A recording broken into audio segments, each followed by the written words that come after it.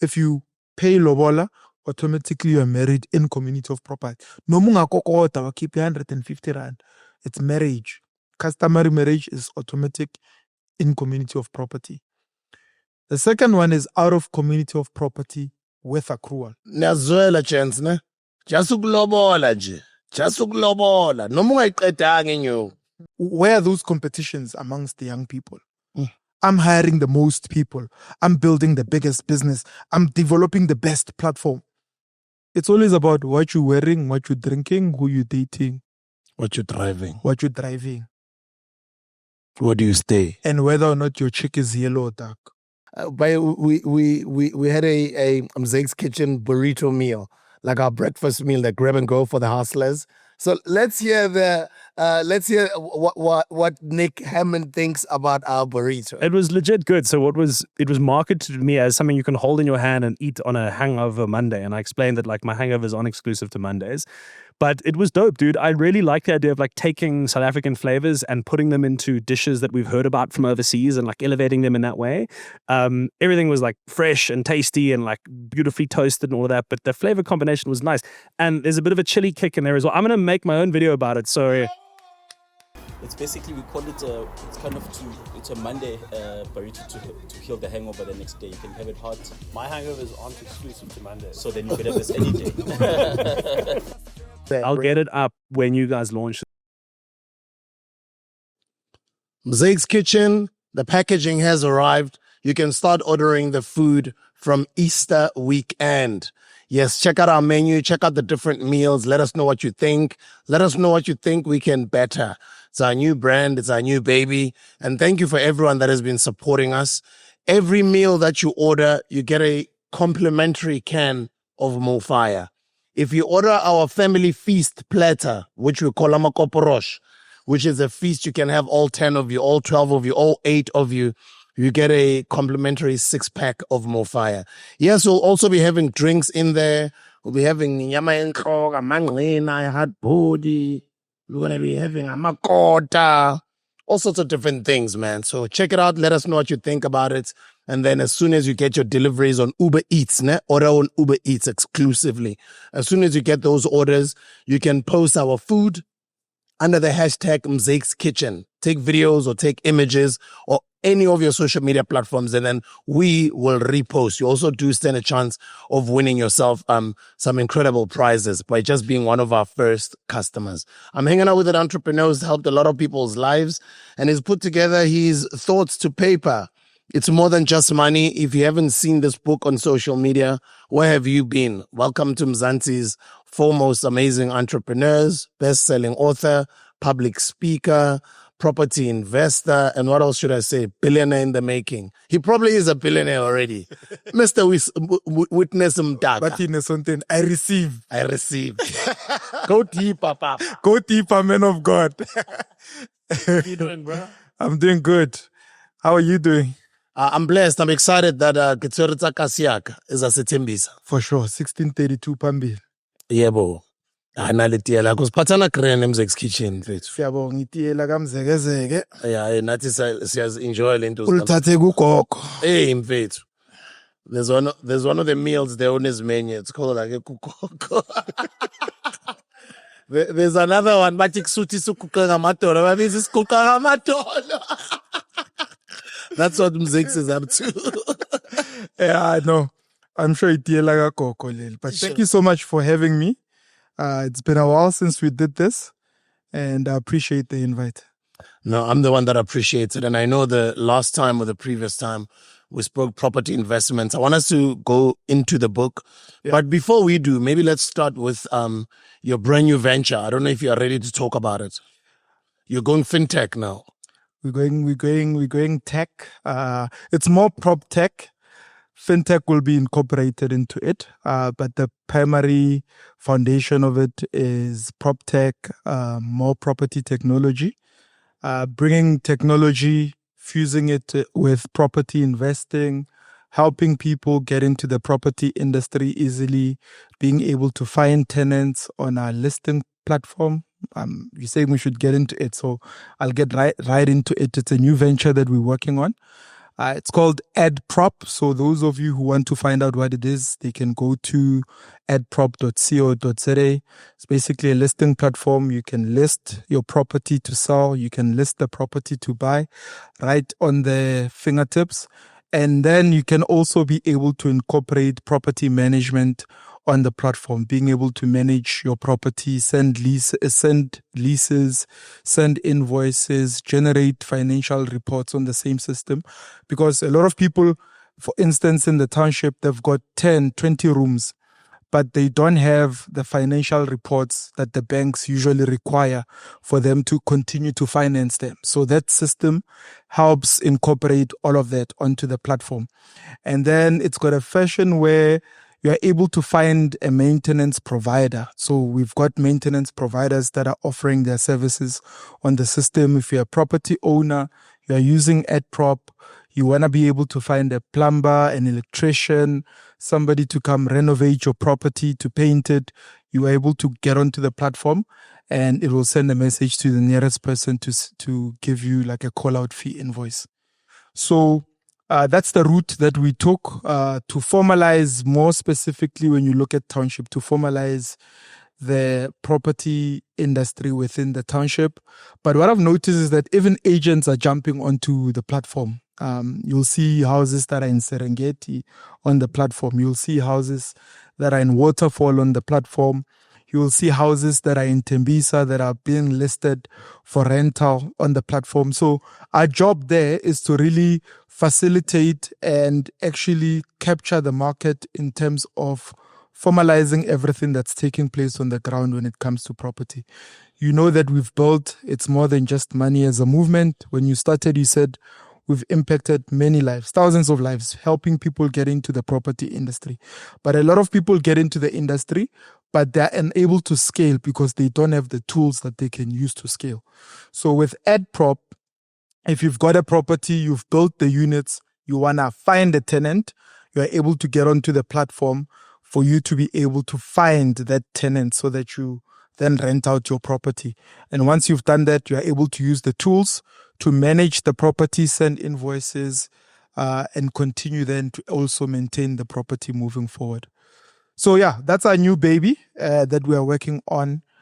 And we're excited about the opportunities. We've already have hundreds of people jumping onto the platform and using it. It's called AdProp. AdProp, as in AD or ADD? ADD, Ad Property. Prop. Okay. Yeah, so you must .coza, yes. You must continue to add those properties. Don't start with the first one. Buy another one and another one, another one, another one. So once you start, it's basically more on helping people scale. Understand? Because I've seen with what we do with property, you find somebody meets me at the airport and says, I didn't know I was stuck, but I bought a property. I've added a couple of rooms, a couple of units. Now it's generating money. You find the same person saying, oh, I've taken a couple of the rooms, I've put them on Airbnb, I'm generating more money, right? So then we realize that even with what we are building, we're making sure that these people are continuing the ecosystem of property. They are continuing to grow. And the best way to do so is to make it easier for them. How do you make money as the founders or the shareholders of AdProp? Of AdProp. So the first 5 units that you put on the platform are free. Or maybe let me put it this way. Yes. How do you charge us, the people that are adding properties on your platform? So it's a win-win, right? The first 5 properties you can list for free. For instance, you've got your properties that you develop through ECAS. You list all 5 of them, it will be free. Once you've listed all of them, then you jump onto a package where you start paying per listing if you want to pay per listing. So maybe you don't want to do the monthly package, you just pay per listing after 5 properties. Or between 1 and 15 properties after that, you start to pay $199 a month. But that includes... Oh, that's very affordable. Just 2 clipper. Yes, 2 clippers. Not 2,000. Not 2,000. Are you sure 2 clipper? 2 clipper, yeah. Oh, is it? Okay. That includes the management of the properties, which includes invoicing, which includes management, which includes financial reports, and you being able to then use those to raise funding from the banks. Okay, so per month I'll just only pay you to clip. Yes, that's the first tier. There are a couple of tiers. Okay. So there will be another tier between 15 and 50 properties. That's a package. We call it the professional package. It's for those that have got a lot of units now that they're adding onto their portfolio. And then we've got tiers that are custom made now for agencies. You pay 1.2. All your agents can list on the platform. Nice. Or, tailor-made specifically for Property investor, property developers, property developers. or people as who well. own multi-lets. Yeah. Absolutely, yeah. So guys that have got 100 units, multi-lets, can list all your units on the platform, manage them. On the back end, you get to see your tenants, you get to invoice your tenants, you get to see how much they're paying, how much they're owing you. We give you payment trends. Algorithms also help with all of that. Okay, and then when is it going live? Like, when can we start registering our our properties? You can register your property immediately. Oh, it's up now. So if you've got a property that you wanna list there on the platform, you go on to AdProp, you'll be able to create an account. Takes a couple of minutes and you'll be able to load your property. So for now, it's only on the website. Now you don't have an app yet. There's no app yet. Okay, so I'll go to adprop.coza.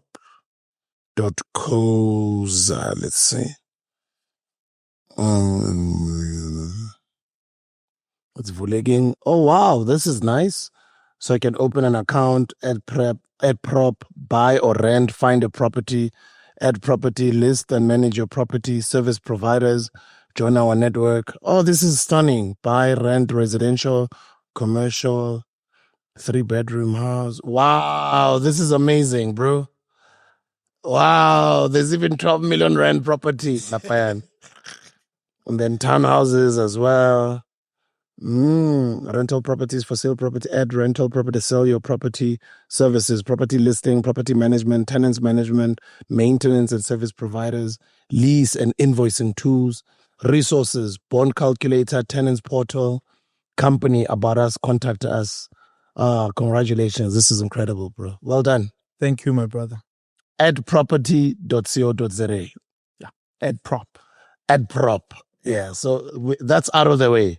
Let's educate people. I love the fact that you are in the educational space. And every time when I get to speak to you, we're educating people. We did touch on this one, and it was a summary the last time. Yeah. For those who don't know, he's a founder and CEO of Quality Growth International, a dynamic property investment, development, and management company. That's why he can now move to prop tech, because he has been doing property for quite some time. And for those who have not bought the book, yeah. So this interview is purely about the book. Sure. It's more than just money. Sure. And it's got different chapters. Significance is calling. Will you answer? So I want you to summarize for me each and every chapter as I throw it to you in less than a minute. Maybe give me a summary or a minute or two of what it's about. We're basically making sure that people go buy this book at the end of this episode. Yeah. They have to know what it's about. Yeah. So the first chapter, significance is calling. Will you answer? I know you've said your story before. Probably other people might not have heard it, that your mother left you some rental properties at Kasi and you inherited those properties. May Umakoko's soul rest in peace. I know you've shared the story before of how you've lost your mother. Let's talk about that maybe in the beginning. They call it purpose, significance, your calling. So that's one of my favorite chapters of the book, and perhaps that's why it is the first chapter of the book. Because I say there that most of us are chasing significance, and the things that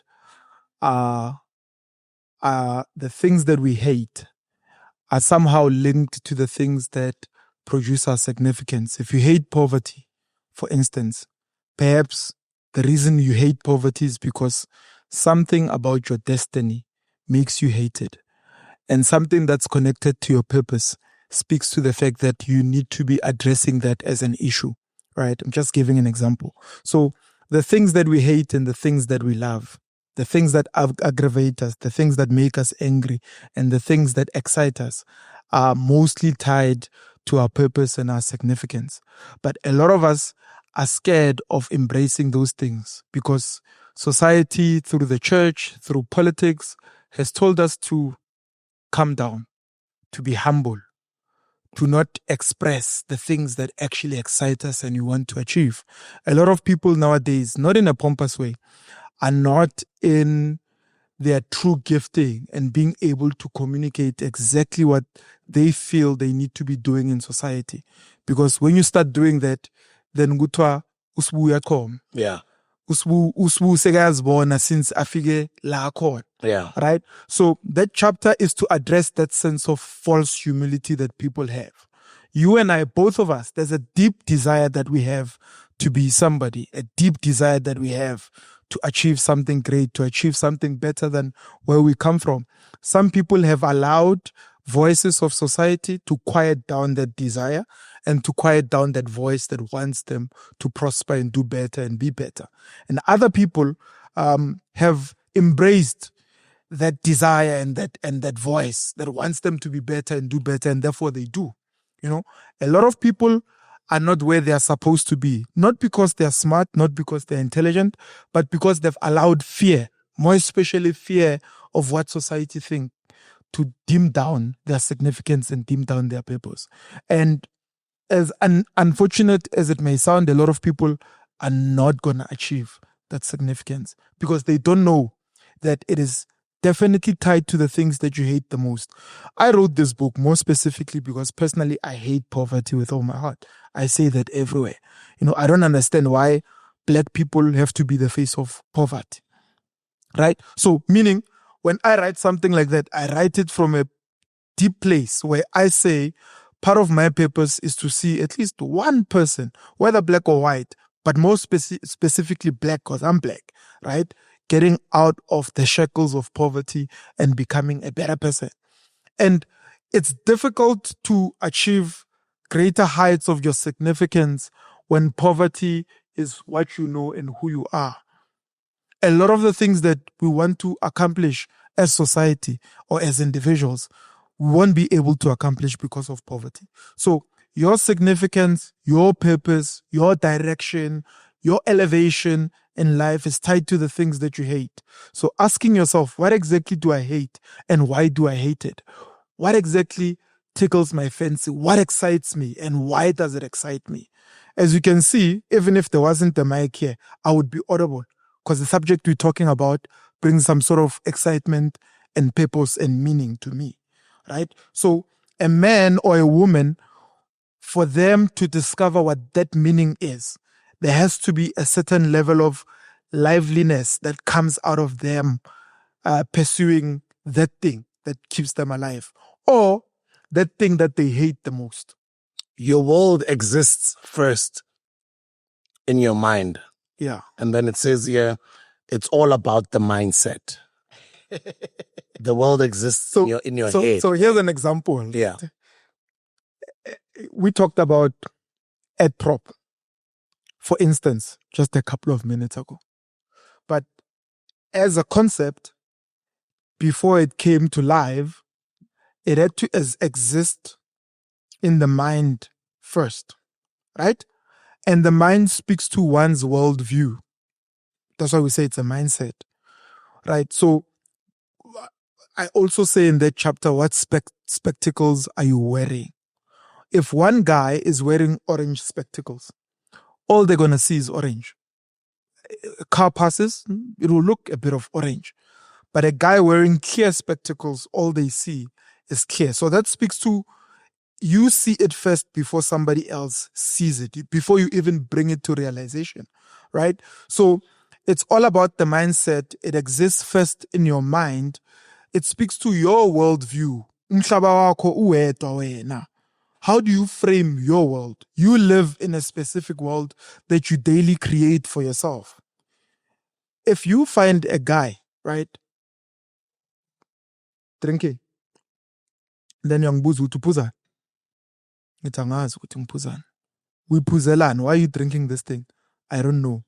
You might think there's something wrong with me.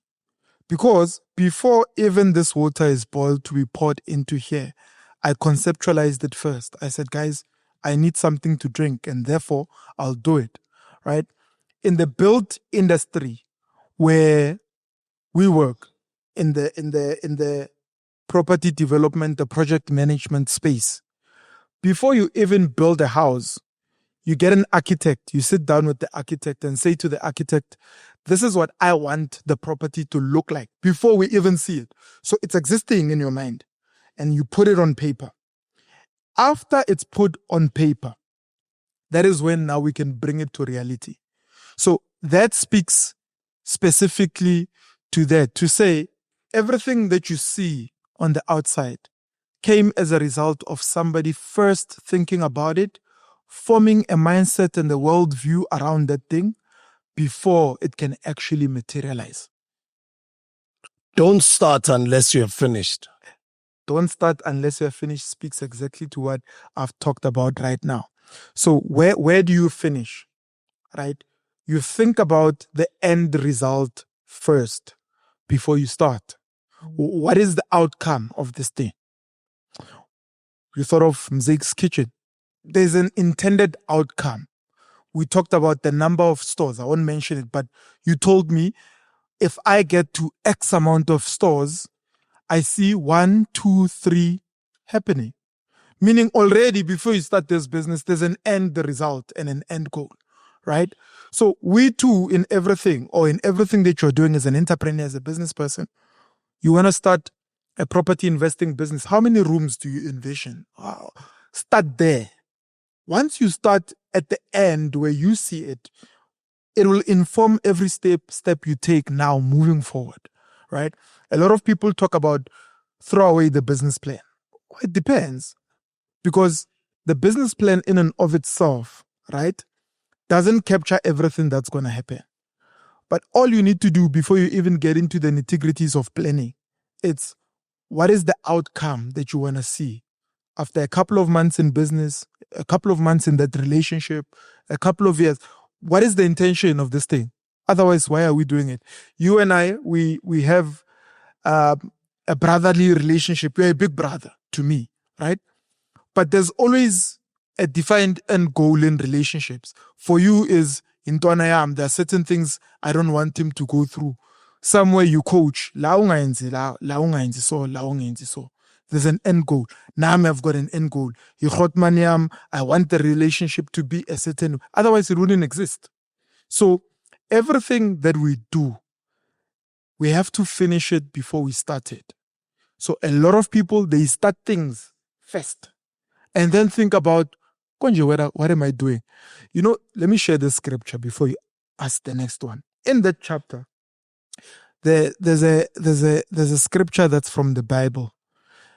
It's Jesus talking. It says, which of you intending to build a tower or a house doesn't first sit down and calculate the cost to see if he will be able to finish? I wonder how you project manage, which is, he's saying, which of you intending to build doesn't first sit down and calculate the cost? The cost speaks to the end result. How much is this thing going to cost at the end? And then it says, lest when you have started building and you don't finish and people are going to pass and mock you. And it says, which king intending to go to war with another king does not first sit down and calculate whether his army of 10,000 is able to go against him who comes with an army of 100,000. That speaks to what? Strategy. We read Sun Tzu, The Art of War. All of that speaks to strategy. Strategy only works if you understand what the end game is. It's all about the end game more than anything. So when you understand the end game, you finish and then you start. 80% mindset and strategy, 20% skill. What's chasing you? 80% mindset and strategy, 20% skill. So what is chasing you is the next chapter. What is chasing you and what are you chasing? But let me answer the first one. 80% mindset and strategy, 20% skill. A lot of the things you do, you are not skilled in. The difference is that your mindset allows you to start these things because you've got the confidence that you've built in yourself to start these things. And therefore, certain things you are able to employ other people to do them because you don't necessarily have to have the skill. So a lot of people focus on whether or not they've got the skill for certain things. They don't focus on developing their mindset, sharpening their thinking, their communication, being able to do things. That forms 80% of what you are doing. Everything that you do, the 20%, the skill part, the execution part is the last part. The biggest part is by far controlled by your thinking, how you develop strategy, and how you implement that strategy. I got that the opportunity to sit in while you had a meeting now. I was eavesdropping. All I could hear is strategy. If this happens, this is what's going to happen. When we do this, what is that? It's the 80% that we are talking about. By the time the thing happens, already the 80% of the work has already been done and informed by the mindset and the strategy. By the way, for those who are watching, if you're in property and real estate, we've got investment opportunities with Noble Property Development. We came out last year. I think it was towards the end of the year. And then we said, for those who can't afford, buying properties for $1 million, 2 million, 3 million, we've got an opportunity for you to pay off 147,000 rands once off. And then we're going to group you with other potential property investors. And a whole lot of people came. And then we've just set up a trust for our first group. And we've just finished building 8 properties, which are in Randfontein. And that group is owning all those properties. They're going to be putting them out for monthly rental income. And then they'll grow their portfolio from there. They'll then use that balance sheet and that trust to acquire more properties. Now we've got a brand new opportunity opening, similar opportunity once off 147,000 rands. You can click the link in the description. It'll take you to Noble Property Development. You can have a chat with the guys, go visit the site, go see where the properties are or where they will be, and then ask all the difficult questions. Bring your lawyer or the people that you trust or your mentors to sort of get an understanding as to how the potential opportunities are structured and how you can be a part of it. So if you do have that 147,000 rands once off, do get in touch with Noble Property Development and join us in becoming a property investor. Do not rely on luck. Specialize until you are special. Page 27. So it's 2 chapters there. Yeah. Let's talk about that. Starting from page 25. Yeah. Actually, starting from page 25 Yes. all the way to page 30. Yeah. So do not rely on luck. So if you see a guy, for instance, let's talk Cristiano Ronaldo, right? A lot of guys will say he's lucky that God gave him talent, isn't it? But the level of work, you've seen videos in preparation for the game that the man puts into. Could be Ronaldo, it could be Messi, it could be anyone. There isn't anyone that achieved anything at a high level with just luck alone. Because luck can be, for instance, compared to grace. In the Christian circles, if a guy prospers, we say, God has graced you. God has given you grace on this thing. It's because as black people, we don't want to admit that, but Sbu, you work hard. Sbu, you wake up early. The last time we interacted, you and I, on messaging, it was 5. You sent me a message at 4, around 4. I responded by 4:15. You laughed and said, Aulali. You're starting your day early so that you can get a couple of things out of the way. Then somebody will come and say, it's luck. Yes, you might be lucky. There is an element of luck to it. But they say luck happens when preparation meets opportunity. Opportunities come to people every day, but people are only relying on the luck part. But you're not skilled, bro. The tender comes, you're not going to deliver.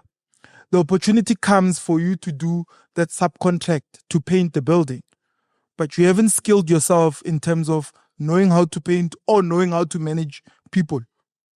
So the luck that falls on all of us one way or another, doesn't apply because you don't know how to do it.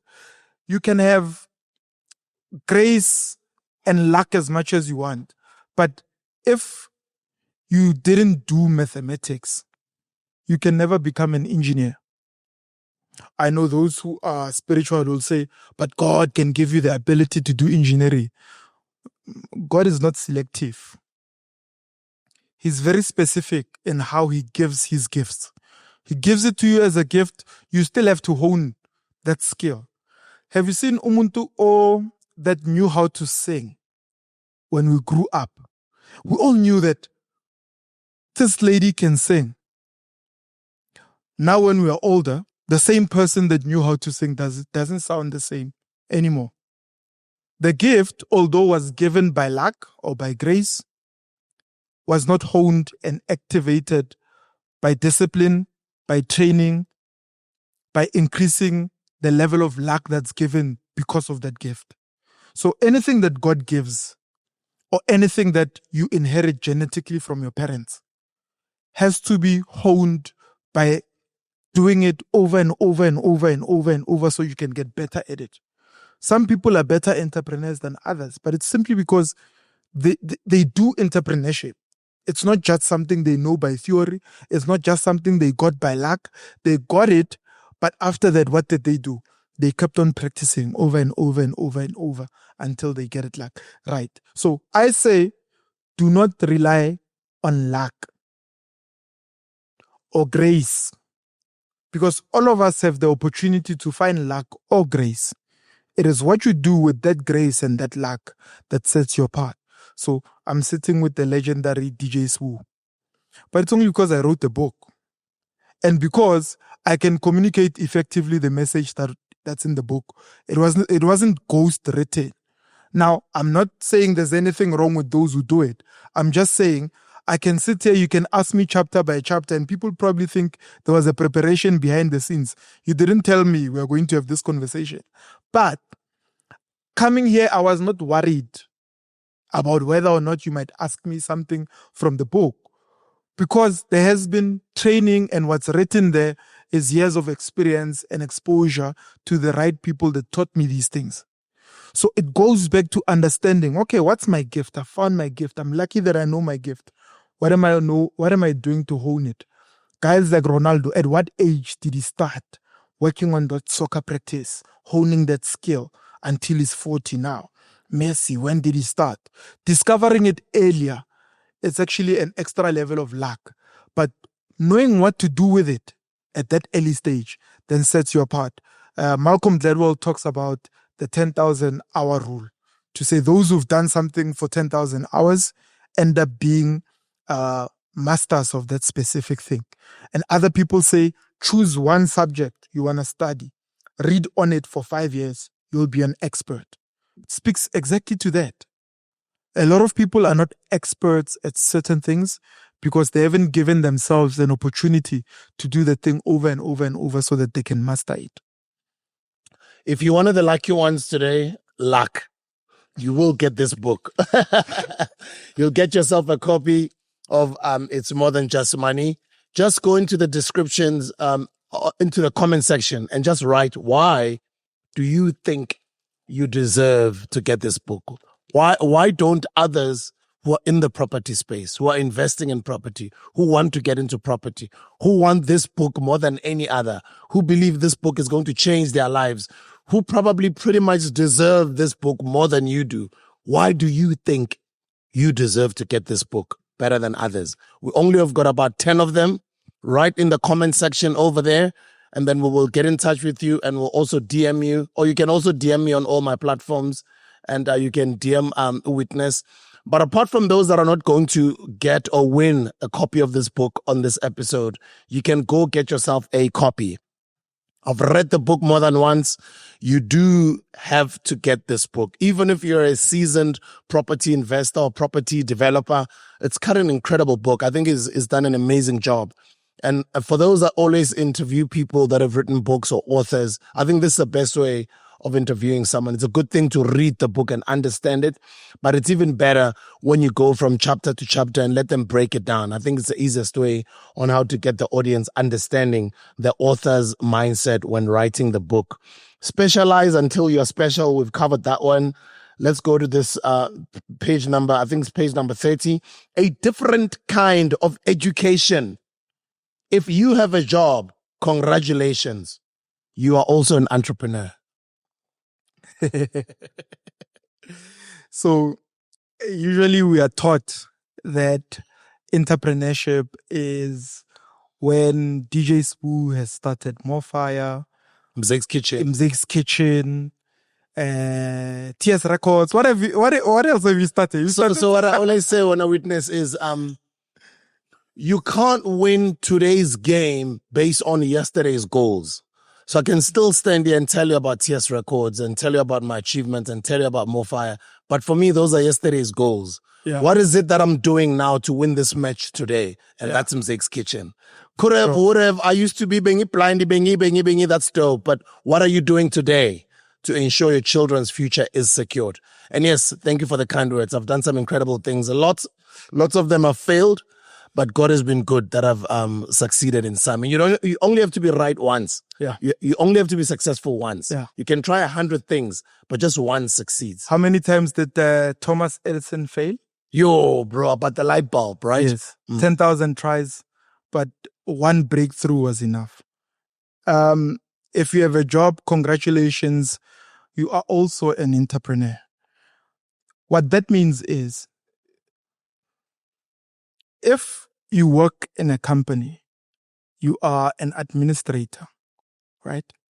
And you are earning, let's say, 5,000 or 6,000 a month. To the normal person, you are employed, you're an employee. But if you've got an elevated spirit and mindset, you are not just an employee. You're an entrepreneur providing a service, selling their time to that company. So if your skills allow you to build with that company becomes your first client. And then secondly, the same skills can now be outsourced to a different company, a different entrepreneur, a different somebody. That's why we have things like a virtual assistant. Where does it come from? This person has got a group of business people that she's assisting. They are her clients. But she probably works somewhere on a full-time basis. It's mainly because of the mindset the person has employed at that specific point in time. When I was working, when I looked at my employer, I did not see somebody who's what do they say? A salary is something they give you so that you can forget your dreams. I didn't see it that way. I saw it as somebody who gives me a salary for me to be able to use it to better myself. When they gave me peanuts, I never complained. I took those peanuts and created peanut butter and sold it back to them. 150%. It's not even about how much they're paying you. That's why we say it's more than just money. There's something else that you are getting from that relationship that you can take and apply in other areas of life. The question then becomes, what is it? Can I tell you something? You see, I've done seminars across the country. A lot of people ask me, where do you get the confidence to do seminars, 9 provinces, and sometimes you do it outside the country, Botswana, Namibia. I used to work for Student Village, right? When I worked for Student Village, I developed a training manual. In that training manual, they said to me, since you developed this manual, I was there maybe 2 months or 3 months, go across the country, teach brand ambassadors how to market clients' products. So I went around the country teaching brand ambassadors. That was 11 years ago when I worked for Student Village. But then when I was doing that, I did not know that one day I'll be have an opportunity to do seminars. And use this skill. And use this skill that I got where? Where you were employed. I could have said, no, but my scope of work doesn't go beyond me doing campaigns. Why am I doing trainings? I could have said that. But I knew that, but if I do this thing, my skills, when it comes to communication, when it comes to teaching, I'll be able to use this skill in the future.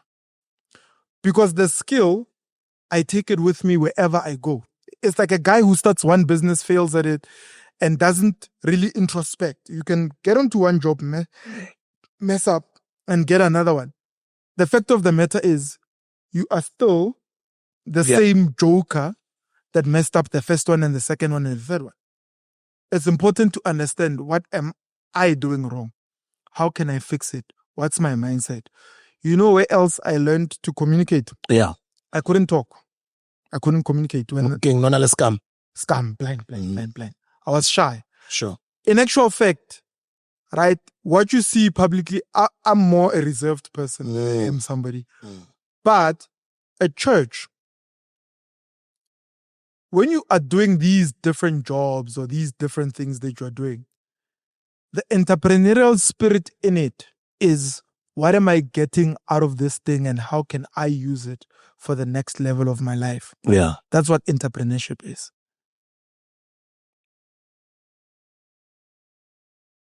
What has your job taught you?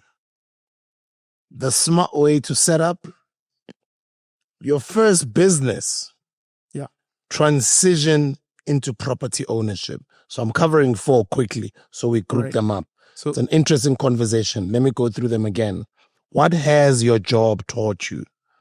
The smart way to set up your first business, and then transitioning into property ownership. what a lot of people are working in jobs, but they've never paused to understand exactly what they've learned from those jobs. I've just narrated to you that 10 years ago, I did workshop facilitation for Student Village, the company I worked, the only company I've ever worked for in my life, formally, right? That skill of workshop facilitation, I still facilitate workshops to this day. I know what's required to facilitate it, but it's a skill that I took 11, 10 years ago. Throughout the last 11, 10 years, I didn't know there would be a point in time where I would need to use this skill. So looking back, it's a matter of, have I done this before? Where did I learn it? Where have I done it? So it's also important to pause when you're in your job and say, what am I learning from this job and how can I use it in my personal capacity? And then secondly, the smartest way to set up your first business, right? A lot of people get salaries. Now, not everybody is an entrepreneur. We know it's tough to be an entrepreneur. It's not an easy thing, right? However, a lot of people are employed and they earn salaries. And they consume consumables on a daily basis. Water, tea, DSTV, whatever. They can set up a company that starts to charge the family for the services and the goods that the family consumes on a monthly basis. What do I mean by that? DSTV charges you 800. The company can be a middleman between you and DSTV, charges you, and DSTV deducts from the company's account. You paying 7,000 for groceries or 3,000, whatever the amount is. The company can send an invoice to you. You pay the company for that. I know a lot of people are going to say double taxation. There's no taxation if the company is not making any profit. And a lot of companies in the first couple of years don't make any profit. You are setting up a company, creating banking history for it, for the bank to be able to notice, oh, you've been doing business for the last 3 years. You can provide financials for the last 3 years. Yes, I can provide financials for the last 3 years. And I can also provide my payslip as backup. I've been trading for 3 years. These are the customers I have. These are the invoices that have been paid. Now I want to transition into something bigger and better. A lot of people don't have track record. That track record sets your financial house in order. Why does it set your financial house in order? If the company is invoiced you X amount, or you invoiced yourself, but through the company, X amount for groceries, guess how much you're paying into the company's account? X amount. Now you have to be resourceful and say, where do I find the cheapest groceries? Because that's what entrepreneurship is. You can go and buy directly from a wholesaler, all the food we consume. But you buy from a retailer like a Pick and Pay, ShopRite, all of them.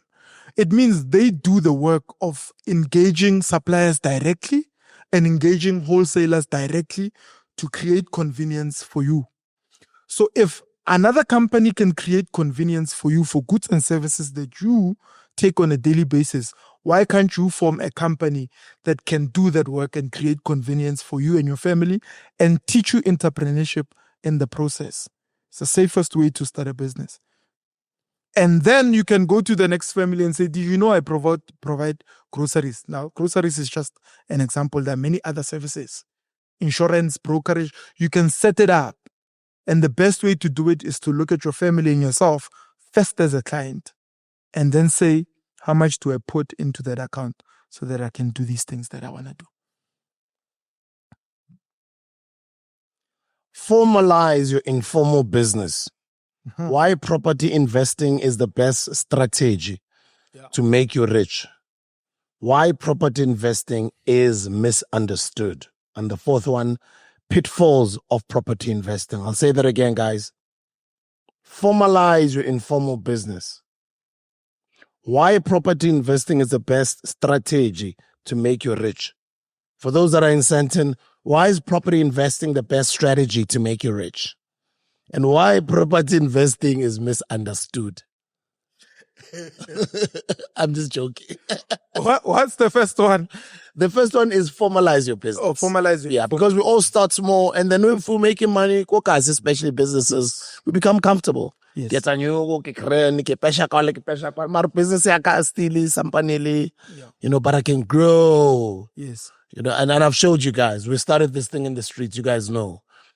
And I know I never post about internal runnings of the business, where the business is now. But we've corporatized the business by doing what?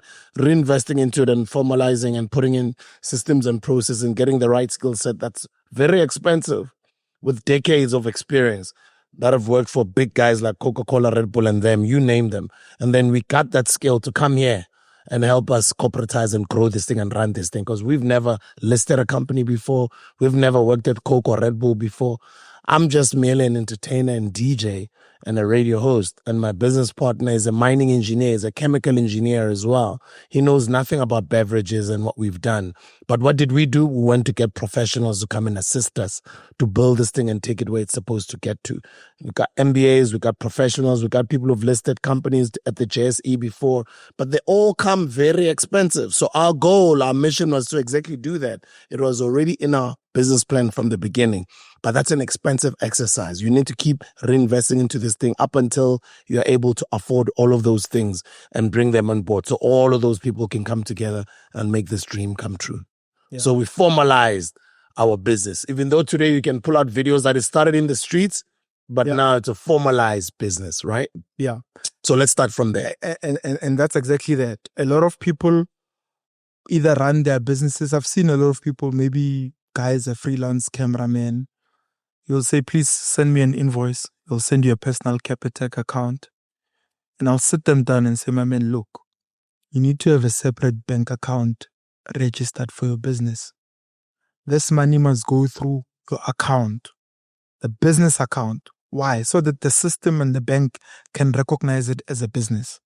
When it's recognized as a business, it can then get overdrafts, can get business loans, can get credit cards, can get financing that's required to grow a business, right? Registering, running it separately. I'll give you an example. You started on the streets. It's the same as the lady that's selling tomatoes on the streets. What are they doing? They're sourcing the tomatoes from different places to come and sell it to Spusiso. However, the difference might be when they get that money, it gets home, buys bread. It gets home, gives kids money to go to school. It gets home, buys meal. That business is not being formalized. The money is made, but it's not automatically recorded. So we might have an idea how much the lady is making yearly, but we don't actually know how much exactly the lady is making. Why don't we know? Because there isn't a system we can follow and say, here are the bank accounts, Jan, Feb, March, April, May. When you formalized your business, then it's easier for you to transition into property ownership. We missed that chapter. Transitioning into property ownership is the bank saying you pay yourself a salary from your business, or you are earning a salary from a corporate company that you work for. You've got a pay slip. This man knows this book. He even knows that I missed that chapter. Sorry, continue. Transitioning into property ownership. Yeah. Right? Because So- you can use your salary to Yes. build your property portfolio. Yes. So that's how you transition into that property ownership. Once you've formalized the foundation, remember in the book, we talk about the cornerstones of wealth creation: business, property, shares, right? When you started a business, either you work in it or you run it or you've been employed, you work for a business. You formalize it so that you can have a salary. Once you have a salary, you are independent from the business, and the business is independent from you. In its own capacity, the business, if it's got enough money it's generating, it can be able to get financing to buy business premises, for instance, to buy a building that to operate the business from.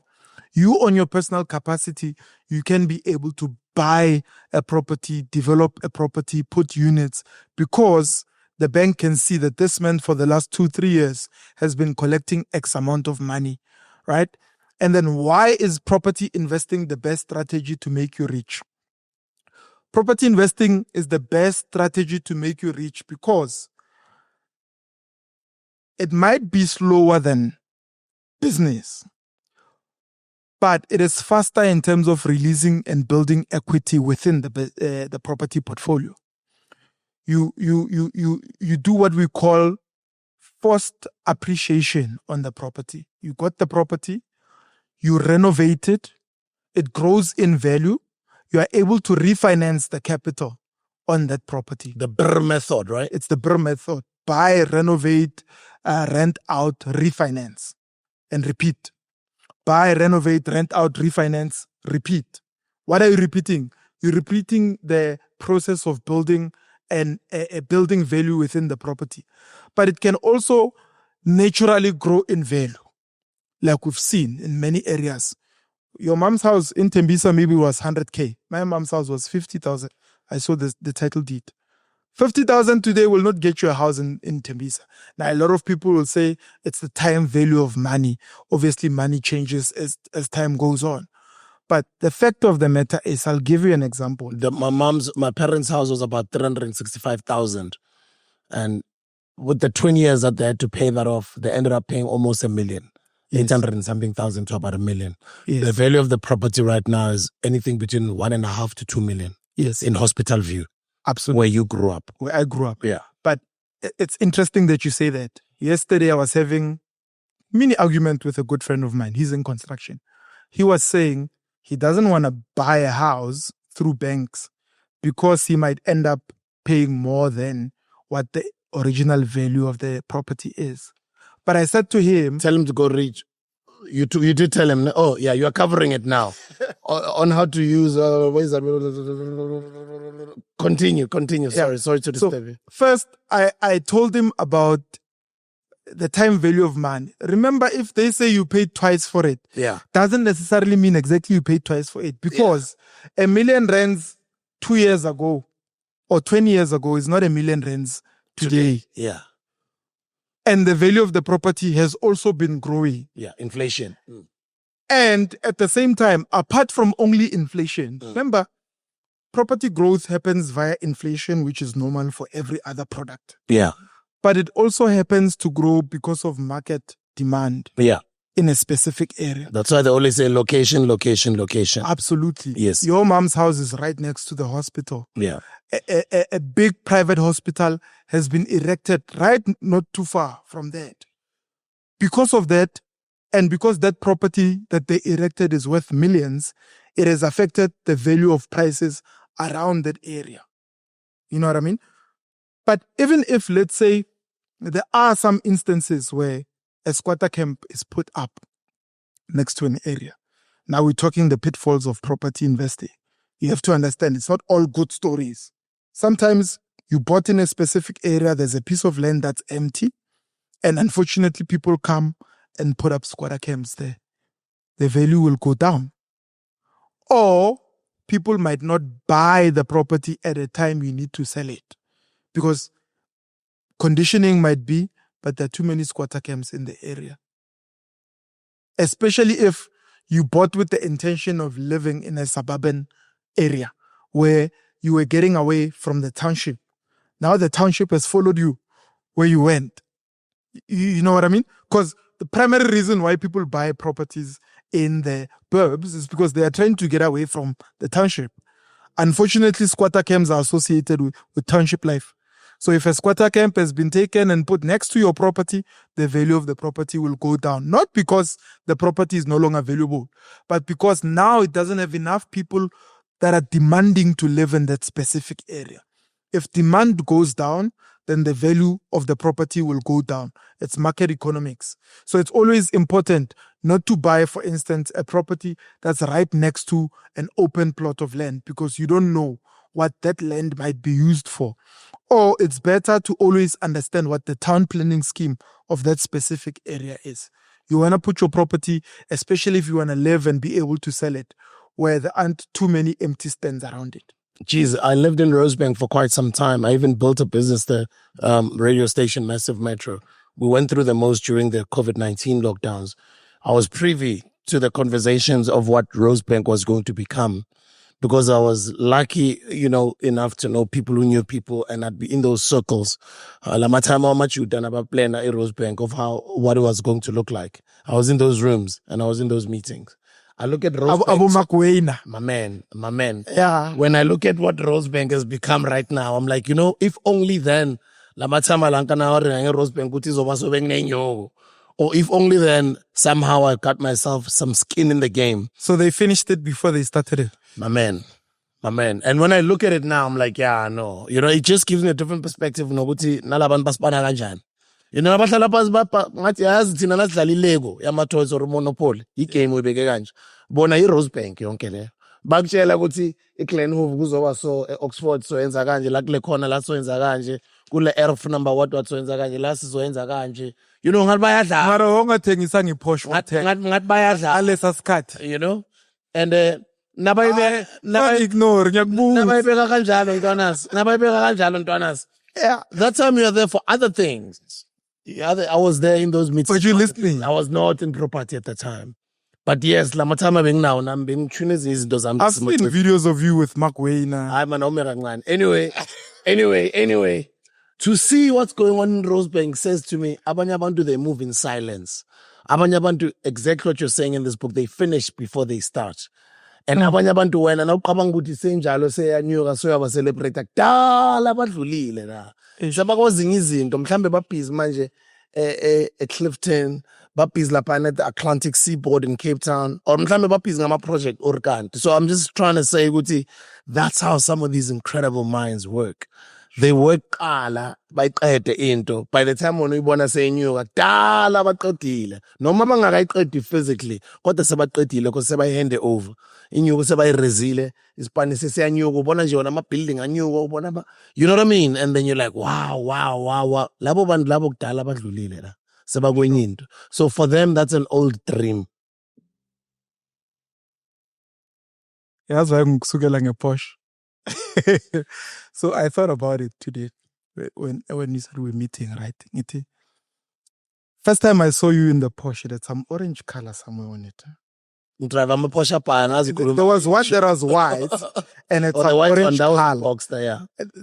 And then on the day, I'm like, I was young then. I'm like, man, Porsche. I would want to afford that one day.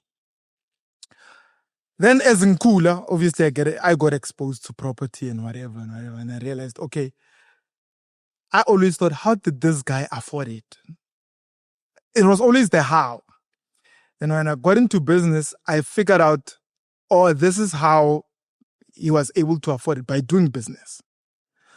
Where I'm going with this is you don't realize how, even by doing what you thought was a mistake, you were inspiring some of us to think, how can I do it?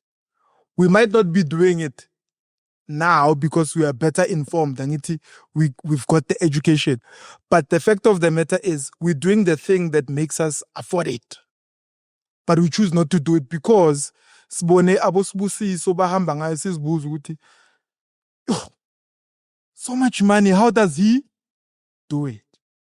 So you did this thing long ago before some of us even finished matric. That's why you're able to say I've driven so many. So I'm just pulling a leg ngithi wawungathengisa ngiPorsche wafaka 2 million because wena bophetha bomakwena kanje. So uyangichaza because the conversation ohlala uringa ne-education yakho ivayelana along those lines. And khona enye inamba uJay-Z wayishaya, I think before the Carter's album, it had a music video, like ngathi animated music video yakhona kanje. It goes, you know why the Jews own all the property in New York? That's how they did it. And then he says credit. I don't know if you know. I could have bought a property. I could have bought a plot of land in Dumbo before it was Dumbo. And today it's worth whatever. I don't know if you know that song. I've heard Anyway, that. some guys don't know it. You know, they know what I'm talking about out there.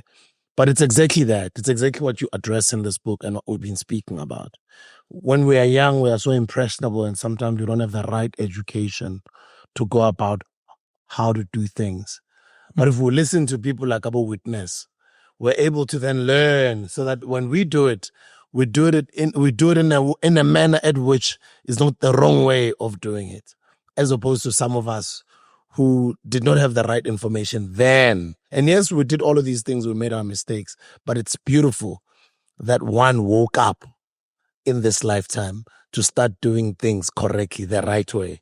That's why I appreciate you, because you are teaching Intohana on how this thing must be done and how you can actually even create generational wealth And still drive the with Porsche. just one property. No, not even still drive it. Let your hard work drive it for you.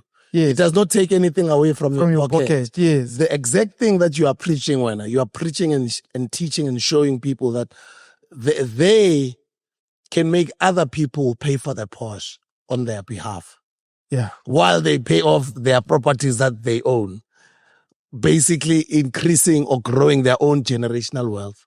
You know, I once listened to an incredible speaker who spoke about creating generational wealth with just one property that you buy for your kid, but you make sure you buy it at a school at which they're going to do their tertiary education at.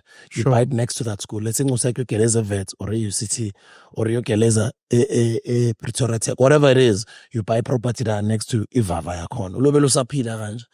And then you tell the estate planners, no, we set up a new will yakho. If ngapora, le dladla leli malipayele ingosi yami elinye idladla next to leskela lesi azobageleza kuso if angisekho that time. And then another time, instead yokuthi ahlale ayi-1 kule property eliseduzane nase varsity yakho or tertiary institution yakhe, makathola ama-tenant abangani bakho or ama-classmate wakhe abazorenta kuye, mara leyo nyuko abayibhadalayo every month izwakala kina i-Eskomeni sengosi yami. So Ingosi yakho already owns a property when they finish matric, and their classmates or friends are already paying rental income to them, obviously not directly to them, because there's now in Down you. They pay to the lawyers that you've assigned when, as the parent, maybe when you're still alive, God forbid you're no longer around anymore. But also that property can help your kid buy the next property where they rinse and repeat the same process. Basically, you've created generational wealth, because even if this person drops out in the first year or in the second year or in the third year, they're already owning 2 properties, bro, that are already worth a minimum of 2 million. And the one is probably paid off through what you're talking about, the BRR method. And then they can just double up and double up. And remember, this person's only in their early 20s. Sure. Imagine when they're in their 30s, when they're in their 40s, when they're in their 50s. So even if worst case scenario, lo muntu akaqedi isikela, saka property owner, and all this information that you are sharing, they can learn it, and as they grow, after making their mistakes, they can do better and use those 1 or 2 properties to then accumulate others and grow their property portfolio. And list them on Ed Prop. And list them on Ed Prop while eating Mzeg's kitchen and drinking more fire, wearing Tsepo jeans and parts. Kumela. Oh, tingene kule. Yeah. Budgeting to get rich. Okay, let's start here. Thriving despite the economic winter, because there will always be that economic winter. Budgeting to get rich. Even if you're broke, don't compete with anybody. Before we get into the marriage part.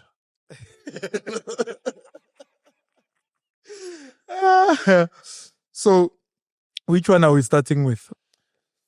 Let's start with thriving despite the economic winter. The economic winter. I'm sure it includes So, budgeting to get rich. That two ways to make a man wealthy.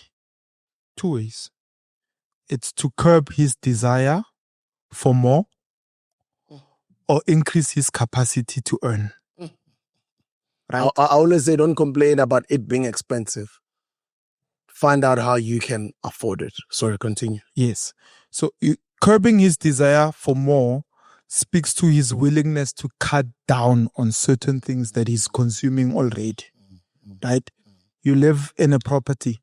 You're paying, let's say, 25,000 bond every month. It's an economic winter. The question is, since there are so many properties that are on the market on Airbnb at that amount, are you willing to go live in a 5,000 rands unit and put your property of 25,000 rands on Airbnb and generate money through your rooms? It's the question. I stayed in an Airbnb in Cape Town. It's a house. They took that house, created multiple rooms on it. And it's in a normal street, in a normal neighborhood. It's not even a guest house. It's a normal house. And I asked myself, this guy built this house and he didn't live on it. He moved.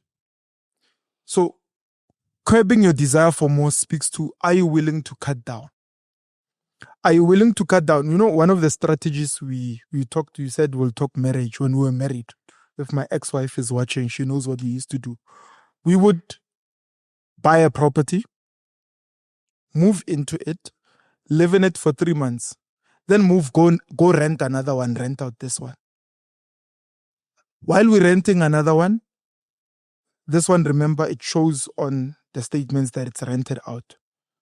We buy another one,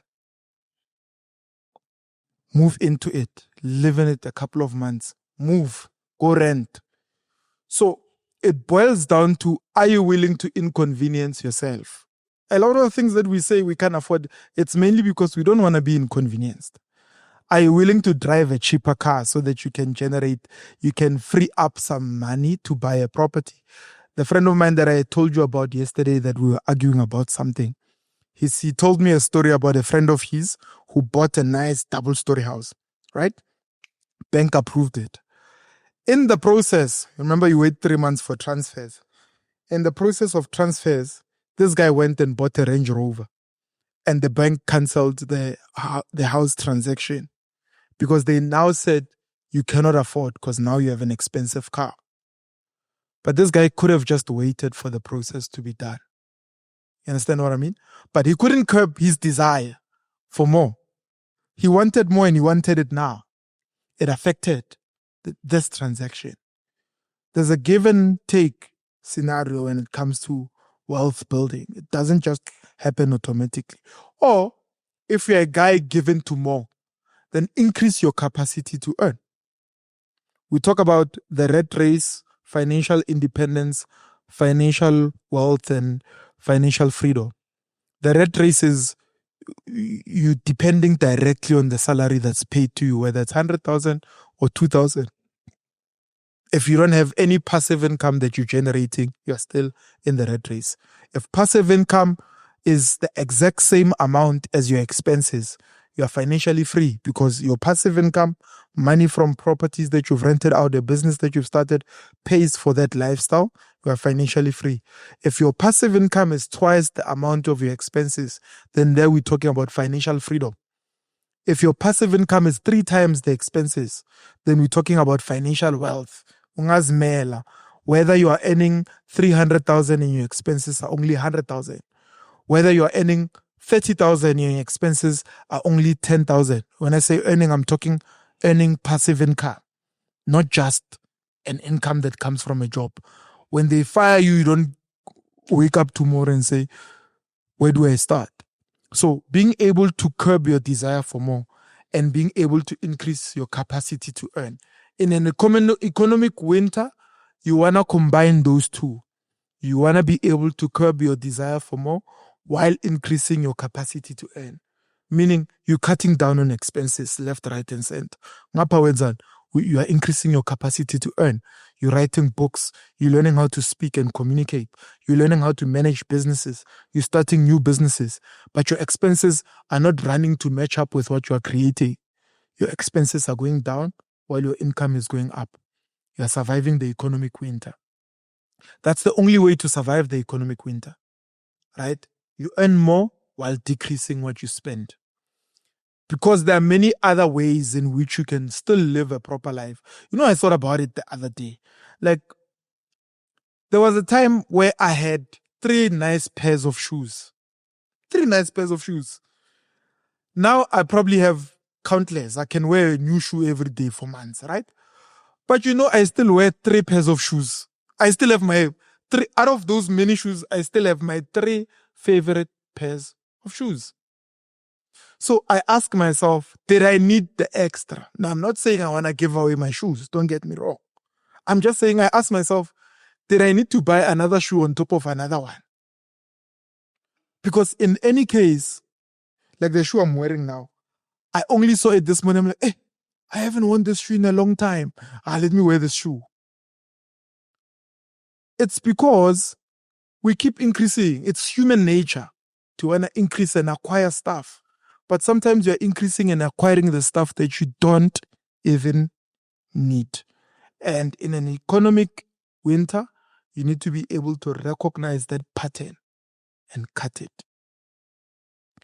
And then, what was the second one? How do you get rich using your salary? How do you... Getting rich using your salary and not going broke. Budgeting to get rich, even if you're broke. So and don't compete with anybody. Yes. So that budgeting method speaks to this. It's 10% of your salary. You put it aside to buy and sell stuff. You're putting it aside to buy and sell things. You're risking. You're earning 10,000. Every month you take 1,000. I'm going to buy something and sell it. Buy something and sell it. If you don't know what to buy, you can buy my book. It's more than just money. On bulk. Join the winner's circle and sell.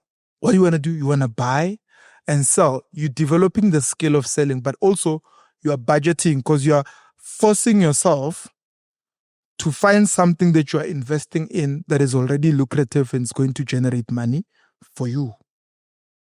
Every family needs to be selling something. So the question is, with your 10% that you are earning, what are you selling and what are you buying and selling? And then 2, you save for the long term.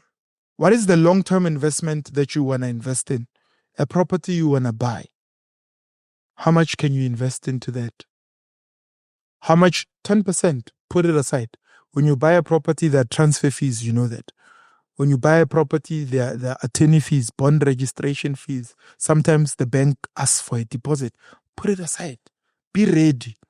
Start with the end goal in mind. They might want this thing. Let me just put it aside for the long term. The other 10%, before we get to it, 50% to household expenses and everything that you need for the household to run. Car payments, house payment, 50%. House payment, usually the bank will say 30% of what you earn goes towards house payment. Then that also now tells you what your budget for a car is. It's the remaining 20%. Then the other 10% is your education and your children's education. We're on 80% now. Your children's education, your education. If it doesn't fall 10% into your salary, it means you are living beyond your means. You need to take your kids to a school that you afford. Or grow your income so that you can keep your kids in that school that you want them to be in. But whatever you are paying, let it be 10% of what you earn. The other 10%, you see, you can't save and buy and sell and look after households if you don't have at least 10% that belongs to you to enjoy. Now, who's Lily ice cream? Or it depends how much you earn. The more your income grows, 10% might be a lot. When I was married, we used to call it play money. I used to have my own play money. I still have, by the way, in my personal capacity. But play money would be, I buy what mangangena endlini ngithenga ichicken bobos emhlophe. Ungangibheki ukuthi why ngithenga ichicken bobos. It's my play money. I'm playing with chicken bobos. If I took my 10% and went and gave it away, it's my choice. But some people, like what I used to do, I would say, okay, this is my 10% allocated. I want a specific car. 10% mina muzo add on my installment. I'm buying a nicer car for myself. It's my 10%. Apart from the car budget. Remember, there's a car budget. But 10%, it's my play money. I'm buying a car. The last 10%, give it away to a cause that you believe in. Because giving away gives you the impression and fills you with the faith that more is coming. It's in scripture as well. It's in scripture as well. Some people pay tithe in church. Some people give away to charity. Find a family that is lacking. Buy them groceries. Sometimes it might not be just money. It might just be your time, energy, efforts, infrastructure, expertise. Absolutely. Because your time costs a certain amount of money, isn't it? Yeah. So you are DJ Sue. Maybe you don't want to give money, but your presence in certain places means a lot to certain people. But it might be costing you some money to be there. Because you might be foregoing, it's the opportunity cost, right? You might be foregoing having gone somewhere or something. But how young are you here? That time must be appreciated and factored in. What was the last one? Oh, sorry, go ahead. The last one was not competing with anybody. That's where the danger is. Let me give you this scenario. Do you know that other people, not me and you, other people, if they are brothers, right? I earn 7,000 and you earn 5,000. I'm happy. But the minute it gets changed, you earn 70, I earn 60, I have a problem. But hang on, didn't we both win? Didn't I move from 7 to 60? But because we are competing, we hardly ever enjoy even the blessing that comes with elevation and promotion. Why? Because I want to drive a better car than you. I want to live in a better house than you. I want to drink a better alcohol than you. Imagine. The competition is alcohol. I bought more. Yeah. Let me throw this one in. I spoke to a professional on the radio the other day and I asked him the difference between very expensive alcohol and cheap alcohol. Does very expensive alcohol but can take time to give you pussy face, or is it less? Does it less affect your body or your skin or whatever the cheap alcohol does to you? He said to me, Sbu, I'm going to break a lot of hearts. I know I'm on Radio 2000 and the target market of our listener, the age group is high. There are a lot of people who buy expensive alcohol on this radio station. Yeah. But it's the same. So whether Muntu Puza 18, whether Muntu Puza 18-year-old, the Puza face or the destruction that alcohol does to your body is the same. But in our minds, we have it that cheaper alcohol is worse. Yeah. Maybe there is cheap alcohol that's very worse. But he does say most likely most alcohol is pretty much causes the same damage to your body than what cheaper alcohol does. It's just all in our minds. Yes, but what does competition make us do? Make us want to buy the most expensive one. And so that I feel I'm the better one. Yes, I must It feel makes me better. feel good. I must feel like I'm the king. But you know where that comes from.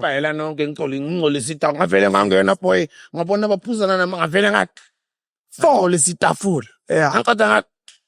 And then Yeah. from there, it takes screenshots. Ipile yakhe lapha na boma 100,000 or 500,000 for social media. Yes, but hang on, it didn't start there. One thing that you need to respect about the apartheid government is the ability to condition people even for generations. Back in the day, do you know that you were not allowed to extend your 4-room house? In the 60s, you must go check it out. In the township, that house did not belong to you, it belonged to the government. All you could do is change windows and make them bigger. Hence, besgcwala ezindlini. And that concept, I'm a big window. But I'm a big window. Yes, we had to celebrate big windows. Why? We were not allowed to extend houses. Because we were not allowed to extend houses, what's the next best thing to show and express ourselves as people? It's clothes, cars, alcohol, women for gents. I have to show you because I can't build a bigger house and show you that I can build a bigger house. Then that became a culture that was passed down in the townships. Mina ngikhulele Alexander naseThembisa. It's a culture. I know my uncles sebakhulile babadala bana nix. But bebashaya ezinye impahla ezinsukwini babo Ekna bozwa ngabo. Bo Peter Brown, my brother, 18 egg. Rockport, oh my No, my brother, the Rockport. What the Gildo Zagna. Before Balenciaga. Sure. Before Balenciaga. But the same thinking and mindset has been transferred to Gucci, Balenciaga, what. You know why? A guy would rather live in a very expensive apartment rented. But the mindset leyase look chill.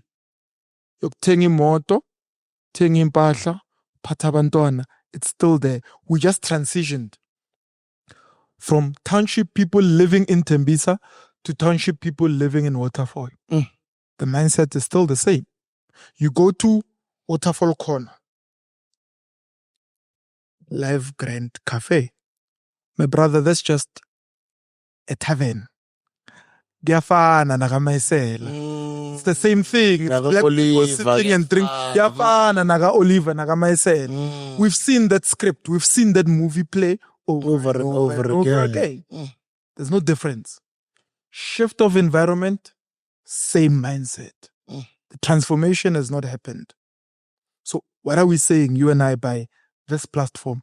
We want to create a different kind of generation by giving them a different kind of education. You know what I mean?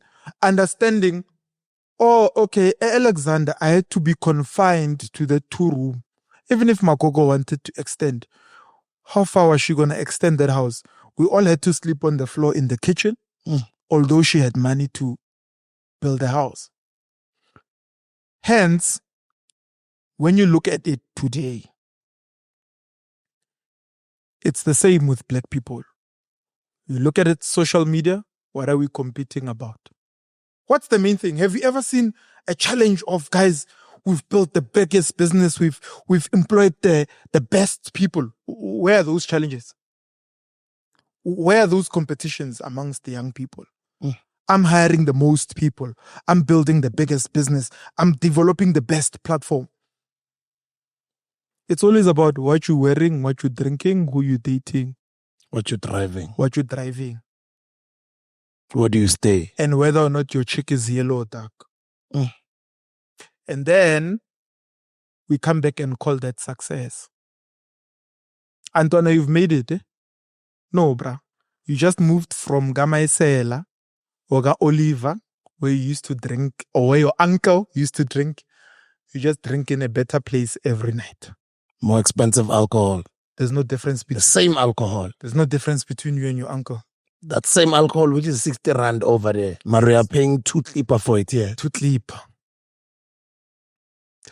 But when you look at your uncle, you know, funny enough, yesterday, that friend of mine I'm telling you about, when I say we had the argument about property, right? We ended up, he said, have you noticed that nowadays nurses and doctors, no, not doctors, he said nurses and teachers, don't earn the same anymore. They don't buy property like they used to. And I said, I can tell you, I was raised by a nurse. My mother, all her life, never drove a car. Never drove a car. But she prioritized a home and bought it. Like many other people in her generation. If you look at their generation, the generation of your mother, the generation of my mother, they prioritized the roof over their heads. They bought property. Even if it means they financed it. Even if it meant they didn't have cars, they did it. Most households when we were growing up, it was normal to catch taxis. Now, our generation, it's normal to have a car and not have a property. It's normal to have a car and not have somewhere to sleep. It's normal to have an expensive car and rent an apartment and you feel you're richer than your parents who own a house. That's where the difference is. It's not that they earn less. They don't earn less. The priority list has shifted because I need that card because I want to feel part of society. Remember we said don't compete anymore. I also want to feel what it feels like to be accepted by society. You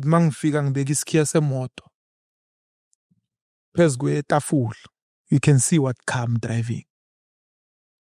Let's wrap it up, bro. Let's get into this marriage conversation. It's because that's the next chapter. Or we can skip it. We can skip it. Don't skip it. Let's actually skip it. I don't. Let's skip it to a mother's influence. Right. But you've already spoken about it. It's okay. Okay. Getting married is part of your wealth building strategy. Absolutely. Advice for my kids when they reach marriageable age. And setting up your And marriage. setting up your marriage contract. You see. Getting married is part of your wealth building strategy. And It's even in scripture. it's in scripture. And by that, I'm actually speaking to the stability that comes with having one partner and building with them. You understand what I mean? When somebody is not distracted by dates, let's talk man to man. Right? I know we're wrapping up, but let me ask you a question. Before you found your partner, how much were you spending on dates? Let's be honest. On dates. When you were looking. Naturally, the going out life is expensive. Yeah. Even when you're not dating anyone, when you're single, sitting in the house is cheaper than you getting out to go grab a beer Yes. or ploma na machans. That's more expensive. It's even worse when you're going out on a date because you have to impress. And having to impress costs more. Yeah. And even when you are beginning to maybe second date, third date, you are still continuing to impress. Yes. And maybe that person, you kind of feel, so you're still impressing. Maybe even before it gets to a part where they turn you off and you're like, maybe this is not what I'm looking for. Imagine how much money you've spent maybe in those 2 months or in that month of you interacting with them and taking them out. Because most of the time, it's mostly us guys that are spending money. So, of course, a lot. Yes. And then when we say getting married is part of your wealth building strategy, we are talking about specifically now directing your attention to building a family and building a future for them because you're starting with the end in mind. And through that speaks to things like building a legacy for your family. A lot of the times when somebody is alone, even if they are making a lot of money, it sips through their hands in different ways because it doesn't have structure, that money. So, therefore, you find those who become wealthy, if they are not married, they have a big vision. Observe them, the wealthy. They are either married or they have a big vision if they are single. Guys like Tyler Perry, they'll say he's building the biggest studio in the world, biggest black studio. So meaning that guy's money is being channeled towards that vision. The vision has taken place in the form of a wife, in the form of a family, in the form of structure. Or they do both. They have that vision and they have a family that they're looking after. There's direction towards where their money is going. And then advice for my kids when they reach marriageable age. More specifically, that I wrote, I spoke to my daughter first because I have a daughter, and it speaks to understanding that a great man is not always a man that comes from a wealthy family, but it's always a man who demonstrates that a wealthy family can come from him through the vision that he carries, the values that he carries, and whether or not they match your values as a young person. The most important thing that you can do for yourself is marry right, because marrying the wrong person can destroy your life completely. Or marrying the right person can catapult your life to the next level.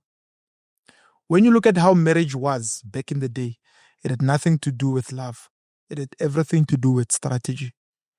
How does this marriage enhance our family name? How does this marriage enhance our business empire?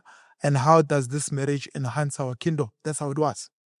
And those who were wealthy, they were advised, do not marry across the railway line. You know that line?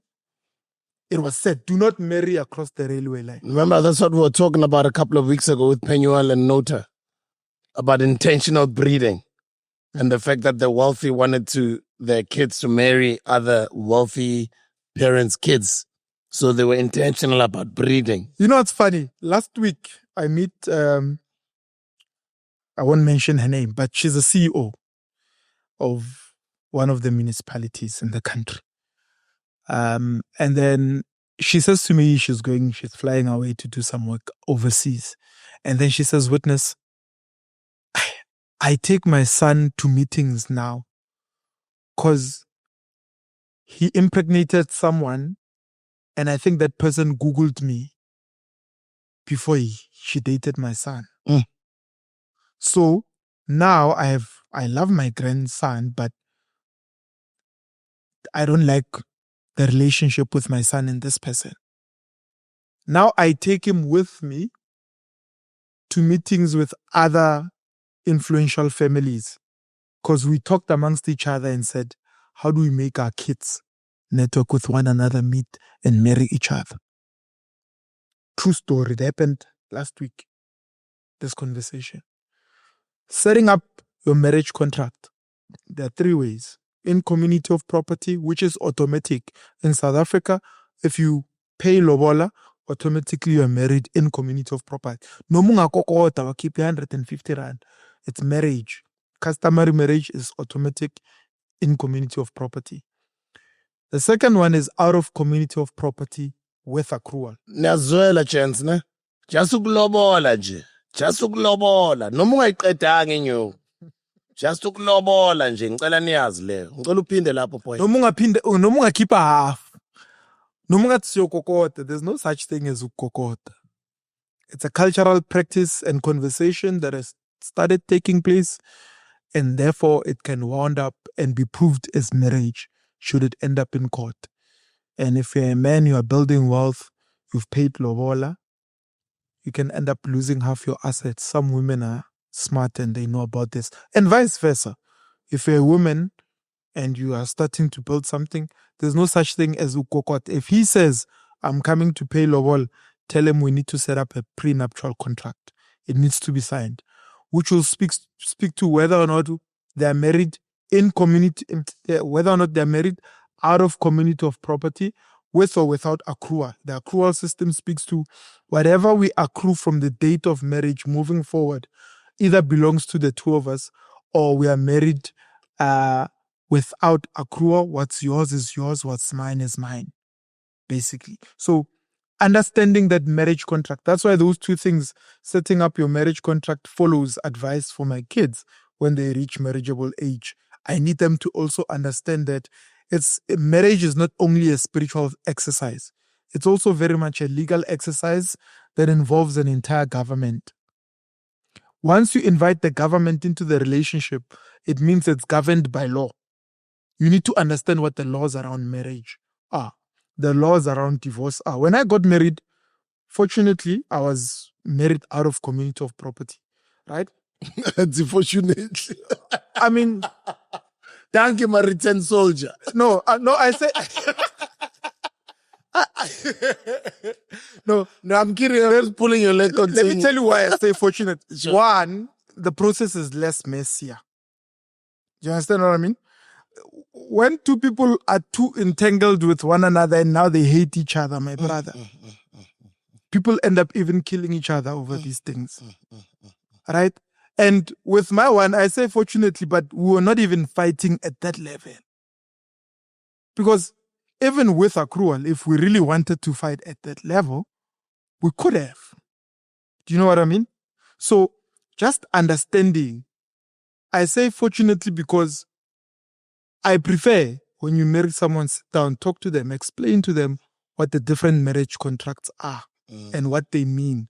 Go see an attorney. We were young, we were in our early 20s, but we went. I paid a consultation, sat with an attorney so that she could explain to my then partner what it means to be out of. We had nothing. We didn't have much anyway. It's not like we were wealthy or something. But the fact of the matter is, I wanted us to do it that way because I knew what we were both building. Remember, I said, finish it before you start it. Right? So automatically in our marriage contract, things like royalties, books that you've authored fall out of the marriage. It's not part of it. So I've written a best-selling book. Now it's gotten into one of the best business podcasts in the country. So this thing can grow. The name can grow. It's more than just it's a name now. It can grow. But if you married in community of property, all of those things, and I'm just giving an example because then I didn't know that there would be far more to build. Property portfolios, all of those things. The fact of the matter is, in a relationship, we are all going to become winners and losers, and sometimes simultaneously. And the best thing we can do for each other, even just being out of, had nothing to do with divorce, but more to do with the fact that you get sued. Your partner had nothing to do with your business. Now, she's being involved in your story now. Indlu seyathathwa. But if it's out of, it's not my house, it's my wife's house. You understand what I mean? Because structure is meant to protect. Use the law to protect yourself and use it to prosper your family. So it all boils down to that. Witness Mdaka, let's do another episode. This has been brilliant. I didn't think it'll take us this long to do another one. The last one we did was like, 2 years ago? That's not okay, man. Or more. No, we should do more often. We should do quite a lot. At least every 2-3 months we must do one new one. You know what I mean? So let's do another one maybe now, Youth Month in winter. And let's keep doing them. And congratulations on everything. I'm so proud of you, bro. And thank you for educating our people and sharing knowledge out there. Other people gatekeep knowledge. Other people don't want to share. And people like yourselves, share all of this information for like nothing. You're podcasting, you don't get paid for it, but you still do it anyway. You rather take money out of your pocket and create all of this content. And that's highly admirable. You may continue doing that, and I'm very proud of you. Maybe your last words to the people out there. I don't know if this camera is on, right? Just look at them, man, our hustlers, and speak to them. Guys are hustling. It's not easy out there, as you know, witness. People are going through the most. Some of them get it only to lose it in a couple of months or a couple of years. People have been through the most, and there's others who are going through the most right now as we speak. Speak to our hustlers. So if you are going through the most, keep going. Because the worst thing you can do is stop. I mean, you are where you are simply because you've been going at it. You understand what I mean? Some of the challenges that come with doing business, with doing life, are supposed to be there, and they're not going to stop simply because you are the new person that's in business. A lot of the people before you have felt the same pressure. Some of them have been through the same failures, and a lot of them have made it through. And let me tell you one other thing. With everything that you've went through, you have 100% pass rate on it. Because you've been through it, you've passed it. And whatever it is that you are going through right now, It's not something that's supposed to bury you. Learn from it and just know that you're not the only one. In all our small corners, we all go through something that tests our character, that tests our faith. We lose parents, we lose siblings, we lose projects. We go through life just the same as everybody else. But the most important thing is not whether or not you go through life. It's whether or not you are able to pick yourself up every time you go through some sort of a hurdle. It's like having some turbulence in the sky. When the pilot goes up and the plane just starts to do this, they call it turbulence. And the fact that you're experiencing turbulence, it means you're in the sky, my brother, my sister. I'm not a motivational speaker, but keep going. Proud of you, bro. Thanks a lot, guys. Go get the book. It's more than just money. It's a movement. It's an essential book for you to get. If you're not getting it for yourself, get it for somebody else. We're giving away 10 on the show today. Just write in the comment section, why do you think you deserve it more than any other person? And then 3 quick things to sell. Opportunity to invest in property through Eckhart Noble Property Development. Click the link in the description. Mdaka's Kitchen is now available online. I don't know if this episode is out Easter weekend, but yeah, from Easter weekend, we are available. You can order our food on Uber Eats. We'll also be available on Mr. D very soon. We'll be available on Swiper in Tembisa very soon. We'll also be available on Spaza Eats very soon. Ikaolo yasekasi, African food, and it's Mdaka's Kitchen, celebrating the legendary Kwaito musician Mzege Zege. And I hope this also inspires other Grootmans, actors, musicians out there, that once you built a brand, you don't have to climb on stages and release albums all the time or do what you did in your youth, but you can use the name that you built in your youth to turn it into a brand and, monetize it so that you're creating generational wealth for your children. You already have a name. You already have something that you've built. You've worked so hard for all these years. It doesn't have to be albums all the time. It doesn't have to be you waiting for acting gigs, getting that phone call to go and audition. The fact that South Africans are already embracing you and they love you, turn that into some sort of a monetizable something, and I think, and I hope maybe this Mdaka's Kitchen venture does inspire some people out there. And by the way, it's at the permission of Mdaka. He's also involved. He is also a business partner in the business. So even if you can go find him wherever you find him, it's him. He said, I know.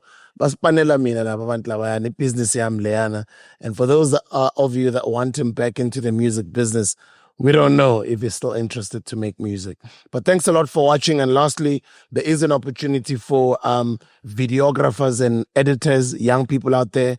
For those that are still studying Boma Avda and all those places, you like to participate and become an editor, a videographer, a whatever in the space. We're growing the platform and we are definitely turning it into a podcast network. There are opportunities here. Let us know why you send your resume. You can DM us, and all the best to all the hustlers out there and the property investors. Mr. Witness, Mdaka ngiyabonga. Thank you so much, Grootman. Yeah. It's good to see you once again, bro. Keep going and continue chatting that steel. I can see you. No, now ring guys ngiyabona ukuthi I know. At least there's Spanish version next year. Just like a lot of people out there. So keep going. I'm very proud of you. It's up for a shy round. Thank you, Grootman. And how was the Mdaka's Kitchen? Did you enjoy it? Proper food. I'm going to apron up Mdaka's Kitchen. I'm going to skip Mdaka's Kitchen. I'm mnandi.